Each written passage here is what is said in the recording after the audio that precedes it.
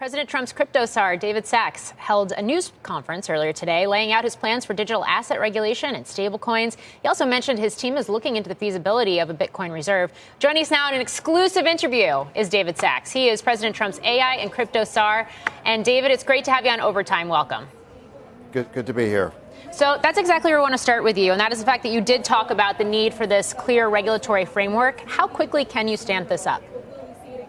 Well, I was on the Hill today meeting with the leaders of our House and Senate committees for banking and for finance, and they are very committed to moving legislation through the House and the Senate this year in order to provide that clear regulatory framework that the digital assets ecosystem needs to sustain innovation in the United States. And so those chairmen, I think, are very committed. President Trump is committed, and I think we can do something here. But as you know, moving legislation through Congress takes time. But I think this is something we could do in the next 6 months. The feasibility of a Bitcoin reserve, you said that's being studied. It's one of the first things that's on the table here. What goes into that process? Is that something that would be standalone, or is that something that could potentially be tucked into, say, a sovereign wealth fund, which has been the speculation today on the heels of that executive order? I guess it's possible that the sovereign wealth fund could decide that they want to make Bitcoin or digital assets part of its portfolio. You're going to have to ask the incoming Commerce Secretary Howard Lutnick about that.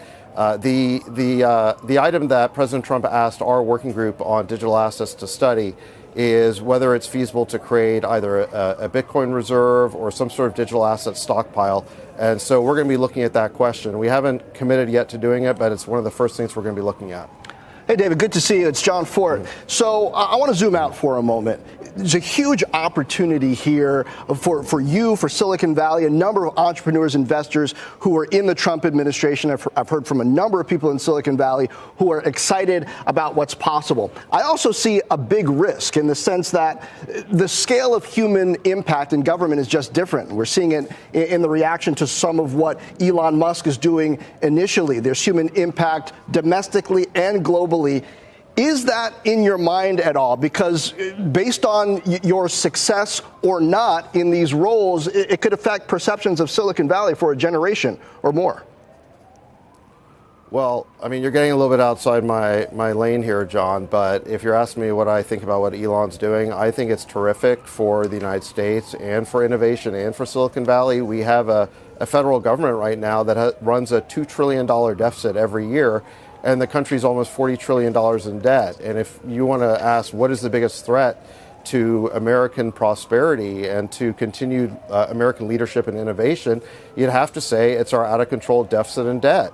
And I think Elon Musk, at the directive of President Trump, is actually doing something to get that spending under control, and I think we should be welcoming it. In a surprising turn of events that's making waves in the stock market, David Sachs, the newly appointed White House AI and crypto czar, is spearheading a legislative push towards a clearer regulatory framework for digital assets. It's a notable shift in the landscape of cryptocurrency in the United States, and the implications could be immense. But just what does this mean for the average investor, and could it truly herald a golden age for US-based stablecoins? Let's delve into the details. Welcome back to Investocracy Crypto. Yeah, I'm asking less, thank you for that. I'm asking less about that and more about just the difference in the scale of human impact between working in government and making investments and cuts there versus doing it with software or with hardware where some in Silicon Valley are more used to operating. Well, I think it's quite amazing to bring software expertise to Washington. I mean, I'm seeing it here in my first few weeks that the systems that the government uses are so antiquated, they're so out of date. And so bringing people from the technology industry to Washington can only be a positive thing. It can only help us update those systems, be more modern, be more efficient. The government needs a lot more of that. And I think one of the things that's really exciting right now is that there is tremendous optimism in Silicon Valley, and there's tremendous support for President Trump in Silicon Valley. At this point, I don't know anyone who doesn't support President Trump's agenda and administration in Silicon Valley. And so I think it's actually been terrific to be able to involve a whole lot of new people in government from the technology industry. And I think it's going to bring a lot of innovation to Washington, which is sorely needed. On the heels of the 10% tariffs, China overnight saying it's going to launch an investigation into Google over alleged antitrust violations. How are you gaming out the impact of trade tensions between the two countries on tech? Is this something that you're advising the president on in terms of the dynamic and how it affects things like technology and specifically AI? China already discriminates against our technology companies. The trade relationship isn't reciprocal at all. So I think that what President Trump did by announcing that 10% tariff is just a partial corrective. And if China wants to respond, then that's something that we're going to have to decide. David, recast for us, if you will, the value of Bitcoin specifically, cryptocurrency and blockchain technology in general. As we're now in the Trump administration era, we're in the back half of the 2020s. Back 5 years ago plus, there was talks about using it as a means of buying things. Now it's more about the store of value and the way perhaps hedge against inflation in various currencies. What do you see as the real value and the reason why the United States government should be paying so much attention to it? Well, I think there's a few different aspects here when you're talking about digital aspects. So first of all, you got Bitcoin. It was the first digital currency, and it's the original. It's the strongest one. In the parlance of the industry, it's the most lindy, meaning it's been around for over a dozen years now. No one's ever hacked it. No one's ever cracked the security around it. And so it is an excellent store of value. So that would be point number one. Bitcoin is run on, as you know, a blockchain. It's basically a distributed ledger, which is essentially a form of decentralized computing. And that platform can be used to create a lot of other types of products. And so that would be sort of technology area number two, is all the innovation that can be built on top of blockchains. And then I would say a third area that's very interesting is stablecoins. And this is an area that has already taken off, but mostly offshore. We want to bring that innovation onshore. We want to enable legislation to allow the issuance of stablecoins in the United States. And I think the power of stablecoins is that it could extend the dollar's dominance internationally, extend it online, digitally, and create potentially trillions of dollars of new demand for our U.S. treasuries, which could help support our debt and bring down long-term interest rates. So I think these are all three very exciting areas of digital asset technology. The announcement from David Sacks came as part of a bustling day in Washington, where he, alongside key lawmakers, laid out their ambitious goals for the future of cryptocurrency regulation. Sacks, in a move that excited both skeptics and supporters, placed an emphasis on stablecoins, cryptocurrencies that are pegged to real-world assets like the US dollar. These digital assets are gaining traction globally, and the US plans to not just keep pace but to possibly lead. Set of transactions. Gavin, I'd like your point of view on Michael Saylor's convertible note issuances being used to buy Bitcoin. Coming over the top. Which this morning, Bloomberg reported is the hottest trade in hedge funds right now. Wow. Nick, if you could pull up the article. And then JCal, I know you've been an outspoken opinion setter on Michael Saylor's promotion of his securities actions. We'd love your point of view. Gavin? I would just say at some point this does get too big. For a while when it was smaller, you could support the debt. And sorry, could you explain it? Could you explain it to everyone, Gavin? Yeah. So what he is doing is issuing debt and buying Bitcoin with the premise that Bitcoin is always going to go up. And he, has made eloquent arguments why that is the case. No trees grow to the sky. And I think the interest expense on his convertible notes is $75 million off the top of my head. And by the way, I could care less about MicroStrategy.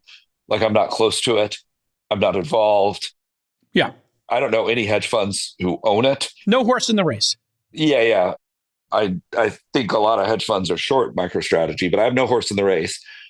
But the underlying business that, pays the interest expense on the debt only does $400 million a year in revenue, and it's, high gross margin revenue. But unless debt investors have absolute confidence in Bitcoin as collateral, and I don't think that's where fixed income markets are yet, it will get to a point where it is too big for the size of his company. And then, maybe he can over collateralize it and, have $10 in Bitcoin for every dollar of debt. But then like the magic money creation machine that, I see discussed on X breaks down, because that's like, that's very, very different than what is being discussed today. Sachs highlighted on CNBC that there is a commitment to moving legislation through Congress. His collaboration with figures like Senator Bill Hagerty, who championed a stablecoin bill, underscores the legislative wheels that are now in motion. Those backing the initiative argue that embracing stablecoins could unlock unprecedented demand for the dollar and tether long-term interest rates, a prospect that becomes even more tantalizing when considering the current macroeconomic environment. But before going any further, if you made it this far into the video, thank you. These videos take a lot of effort and time to make, so if you enjoyed them, please hit the like button and subscribe to the channel. This goes a long way in helping us grow. That said, back to the video. Bitcoin, I love all the energy of our society around it. I agree with what you said, Dave, that there needs to be some barriers for the public taking crazy risks. And I think the risks around how he's accessing this is actually very unusual and does scare me a bit. And people need to do their research, and they shouldn't just throw money without studying it. It does scare me a little bit how blithely people are throwing money at this without knowing the kind of leverage he's taking, Yeah. Joe, anything else you want to share that you're up to that you're excited about before you head out? This weekend is the annual defense forum at the Reagan Library where I'm on the board. It's the biggest defense event of the year. Everyone's coming, and I guess I'm really excited that America has woken up, and assuming we can bring back more advanced manufacturing here, I think there's enough top companies now with Anduril, with Saronic. We're going to be building thousands of these vessels for the Navy with AI. With EPRIS, we're turning things off, 10 miles away, whatever, fairly far away with microwave radiation. There's some really cool technology coming that actually is going to make us be able to deter enemies. So if you asked me 6-7 years ago, I was panicked. We're going to get way behind China. I'm feeling really good about it now. I think, and I think just the Pete Hegseth pick, is actually someone I'm quite bullish on from everything I'm hearing. So I think things are going the right direction. The path towards regulating digital assets is fraught with challenges but brimming with potential. From the bullish outlook on stablecoins to the proposition of a Bitcoin reserve, Sachs and his cabinet are laying down the kind of groundwork that could redefine global finance. What are your thoughts on the dawn of this digital asset era? Share your perspective. And finally, if you would like to know more about cryptocurrencies or specifically Bitcoin, go ahead and click on the next video on your screen. See you there.